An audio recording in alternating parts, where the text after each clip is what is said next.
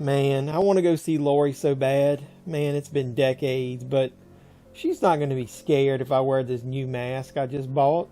This thing's too bright and shiny. I need my original mask. Yeah, she'll be scared then. Yeah, honey, I'm sitting here reminiscing, watching home movies. I need my old original mask. Yeah, I've looked everywhere. I looked under the table. Oh man, look, I knocked over my old high school picture. Look at that handsome guy. Yes, I looked under the Myers family Halloween tree. Man, who doesn't have a great Halloween tree like this in their house? Everybody needs one. Oh yeah. I have no clue where my original mask is. Where can you think of some other places I could look? Yeah, I looked under the couch. I looked under my favorite chair here. Oh man, can't believe I was watching these trash reboots with Ghostface. Oh look, he left his knife here again. Yeah, I looked in the Halloween decorations that we were going to put up. I dug through the whole box. Oh man, these are cool. Yeah, man, these are great times. I love Halloween 3. Very underrated. But oh yeah, I looked in the basement. I even dug through the old trash can. Yeah, I'll look again. Oh, wait, but oh, I got excited for a second. It's just these pieces of trash. Yeah, they deserve to be in the trash can. Yeah, and I even tried to order a replacement one from Amazon. Let's see what it looks like. They said it was, supposed to be like it was old and vintage. There's no telling. Oh my God. This is what you get for $20 off of Amazon. Look at this piece of trash. It's thin. It looks more like a mummy. And look at that. Look at this hair. It's terrible. Yeah, I don't know what to do, honey. Yeah, wait a minute. Yeah, I remember last week when I got nervous and I didn't go. Wait a minute, you could be right. Oh man, let's go check. No way it's still in here. Please let it be. There it is. There's my original baby. Oh man, I missed you so much. Let's get this bad boy on. Oh yeah, it fits like a glove. Laurie's gonna love it. Wait till she gets a load of me. Let's go.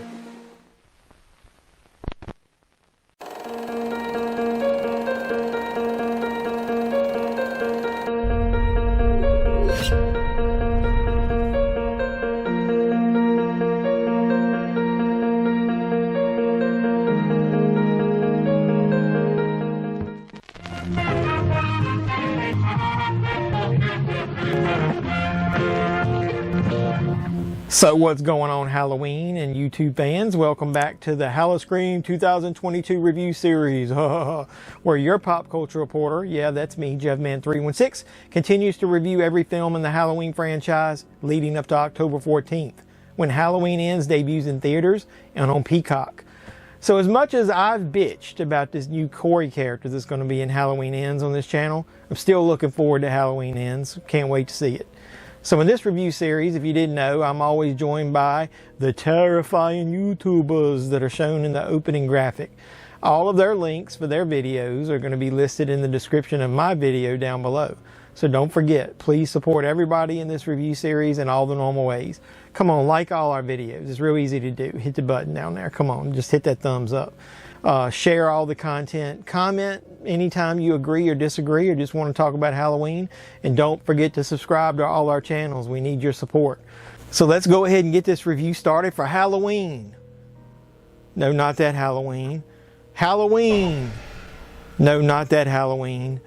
Halloween 2018, the requel to the original Halloween that came back out in 1978.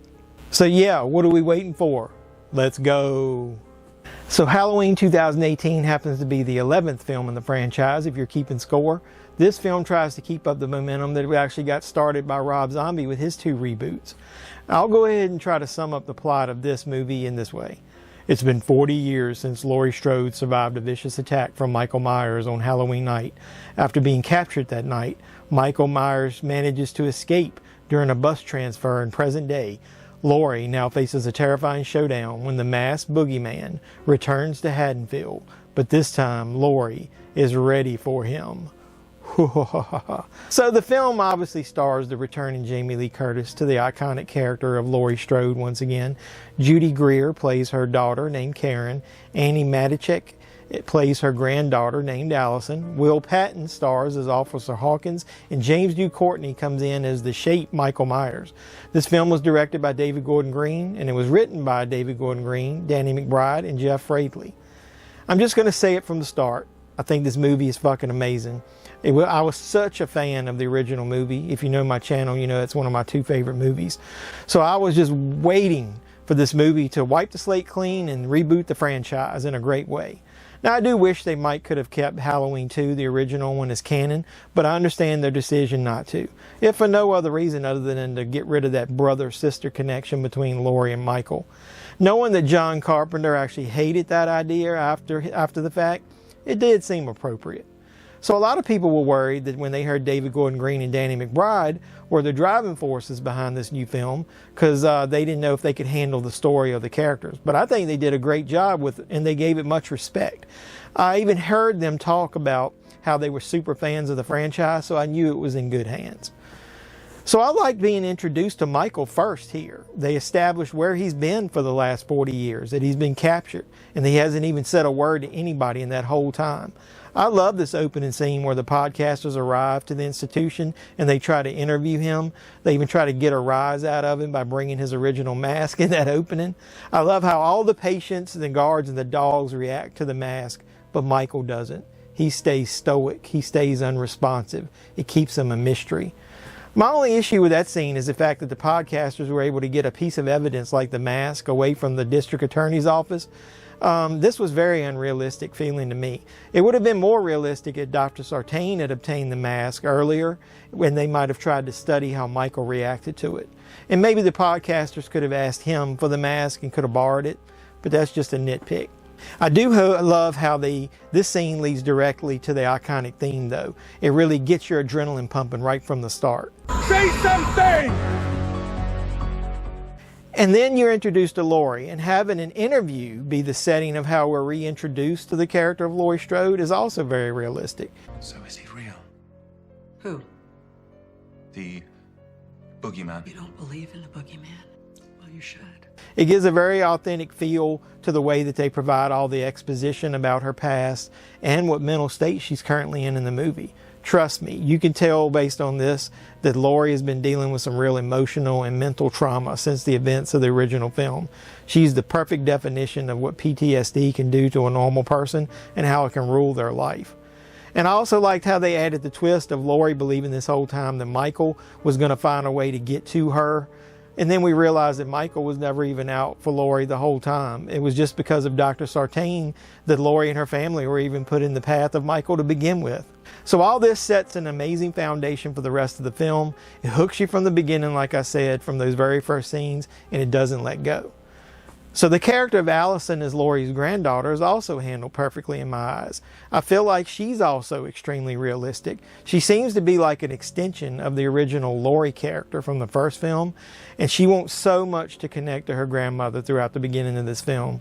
You just know that she's going to be a strong-willed person, and that just through the way she talks to Laurie. And it's going to be amazing to have her as one of the final girls, because you know she will be. I also really like the character of Karen as her daughter as well.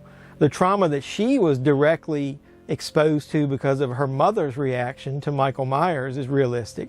This is a realistic representation of how the different reactions of the people in a family and the people around them would be when somebody's dealing with PTSD. I've only experienced that at a really small sampling as I've managed people over the last 20 years, but trust me, PTSD is a real thing. So speaking of Karen, you guys need to realize what a great actress Judy Greer is. Gotcha. She really is amazing. She can play a dramatic role like this really easy, and then she can fall into a comedic one. So if you want to see her up close and personal, check her out in the show Reboot that's playing now on Hulu. So let's go ahead and talk about Michael Myers. Jude Courtney plays him better than anyone since Nick Castle. He takes Castle's original mannerisms and adds his own unique style and flair to them. He walks with a purpose, but you can also see he's got a little bit of age to him. I'll miss him after Ends if this ends up being the last performance as the Boogeyman coming up. But let's just talk about it. That long scene where Michael tours the neighborhood is brilliant. It not only pays homage to the original 2 films that started the franchise, but it shows you just how brutal this version of Michael is. He kills with purpose here. So let's back up a second. I even love how Michael got his mask back from the podcasters. That bathroom scene was creepy and violent, and it shows just how intelligent Michael can be in 1 minute, and then how brutally violent he can be in the next. And those bastards shouldn't have even teased him with the mask at all. They got what they deserved, if you ask me. So also, the way that they weathered this mask, the creators here, they made it feel more like the original. It's just amazing. It's one of the best masks since the original, if you ask me. I'll have to maybe rank the masks. I'd be remiss if I didn't talk about the score here too. It's amazing and adds so much depth to the film. Just when you think John Carpenter couldn't possibly put another spin on the already iconic theme, here comes the score for this 2018 film. And it's going to be hard for him to top that track of The Shape Hunts Allison on any future Halloween movie soundtracks. That's awesome. I don't want you to think, though, the way I'm talking, that this film is perfect. They could have done some things better. So let's talk about a few minor gripes. Some of the humor doesn't stick to me and it seems out of place. It doesn't seem like things like normal people would say during times like this, like that peanut butter on the penis line. Other humor, though, it does work in the film, like all the interaction between Julian and his babysitter, Vicky. I love their scenes together. Could we get more of that, please, and less of the peanut butter humor? I can already tell that I don't like you. I also didn't like how there was very little reaction from Karen or Allison with how, let's just go ahead and say it, the death of Frank. I know that you ultimately see their reactions in Halloween Kills, but I think it would have been a little appropriate to have some kind of immediate reaction here to their husband/father dying. And originally I hated the way the Dr. Sartain characters were handled when I saw this movie in theaters. Now let's see, I love the character of Hawkins, and I think Will Patton is a great supporting actor in things I've seen him in. So I was super pissed when I thought he was dead at the hands of Dr. Sartain. But we all know that changed in Kills. But let's say the scene with Sartain, though, was creepy, though. When he puts that mask on in front of the vehicle and it's all oversized, it was very cool. Kind of reminded me when Michael got his mask in the original Rob Zombie Halloween movie. So I know at the time that the creators did not know what kind of reaction they'd get from this reboot. So I was totally content with how the film ends. That last act plays out fine, if you ask me. The fight between the 3 final girls and Michael was very satisfying. And the creators left the obligatory door open for a sequel, obviously. And I knew it was going to be difficult, though, for them to replicate the awesomeness of this film. But we'll talk about Kills and Ends ultimately later. So before I end the video, I want to give a shout out to one of my viewers, Sensational Cinema. I wouldn't have thought about something that he mentioned before. Cameron dresses like Bonnie from Bonnie and Clyde for his costume, which includes a skirt. Now this motherfucker had the balls to wear this skirt for the whole movie, even into the beginning of the scene that opens Halloween Kills. Now that's some humor that I actually like and hadn't thought about.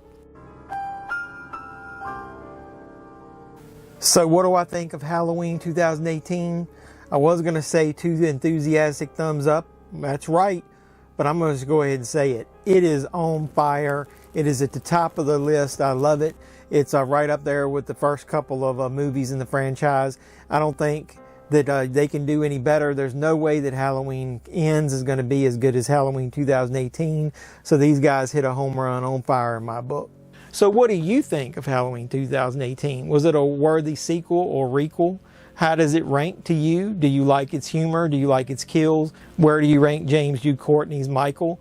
Do you like how Laurie's character was handled in The Return? Put all that in the comments down below. And then, like I said, do all you can to support me and everybody in this HalloSCREAM review series. Like, comment, subscribe, share. Do all the normal YouTube stuff when you watch our videos. Watch everything else I've got on the channel. I got a lot of Halloween Ends content. I'm going to unbox the new Halloween Ends mask. I've got some movie reviews, toy reviews, everything that's pop culture related. That's what you'll find here. And look at the links down below and support everybody else that's reviewing this great film and all the other movies in the Halloween Halloween franchise.